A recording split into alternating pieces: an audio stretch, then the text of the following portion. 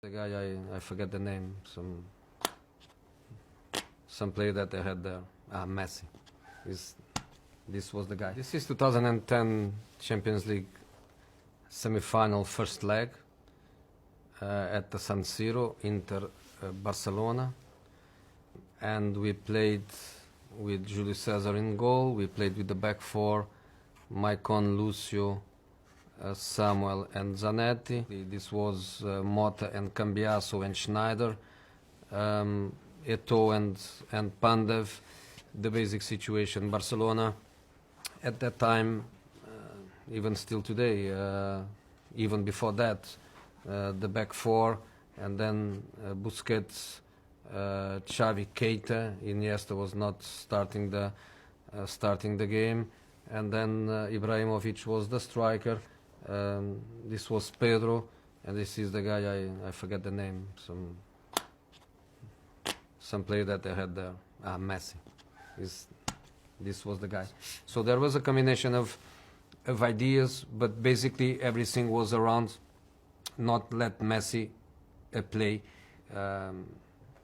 In Italy they were using the word gabbia, that I think the real translation is about like a jail to Messi, because in the end we didn't play man to man, but Zanetti, Mota, Cambiaso, everybody was responsible for any position that Messi could go.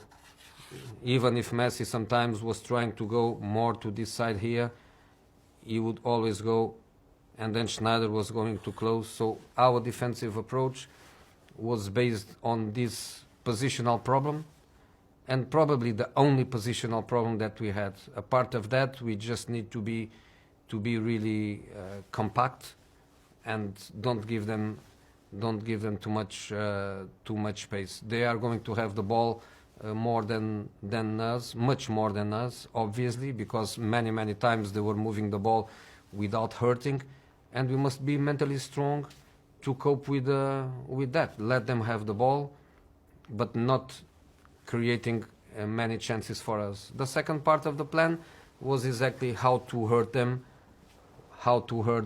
because it's a first leg at home. We need to win the match, we need to score goals. They were not so good coping with the spaces, and we had very fast people.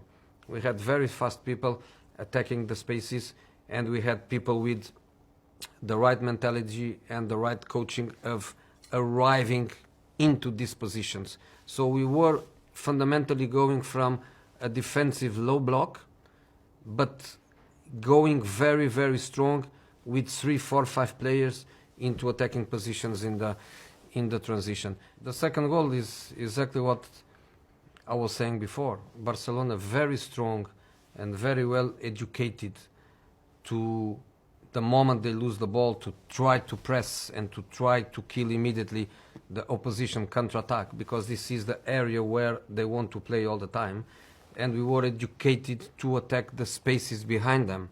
So in this situation here, we had always lots of players ready to attack the space behind both fullbacks.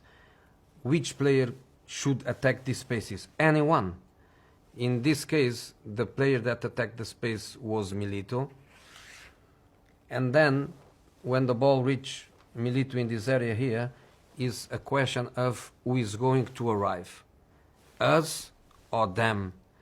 And we were very adapted and very coached, and also with the right mentality and the right effort and the right ambition to make people arrive in here. So when the ball gets into a player here, in this case was Milito, now the point is, looking at this, how many whites, how many oranges are going to get into the scoring position. And I know that this is the guy that is going to arrive, which is Maicon, is going to arrive in here. But we have also, to give sequence of this, I think we have also Pandev and maybe Schneider also coming. So we after that ball to Milito, we managed to put 2 or 3 players more. It was Schneider and Eto'o, or Schneider and Pandev arriving also here, plus the incredible run of Maicon.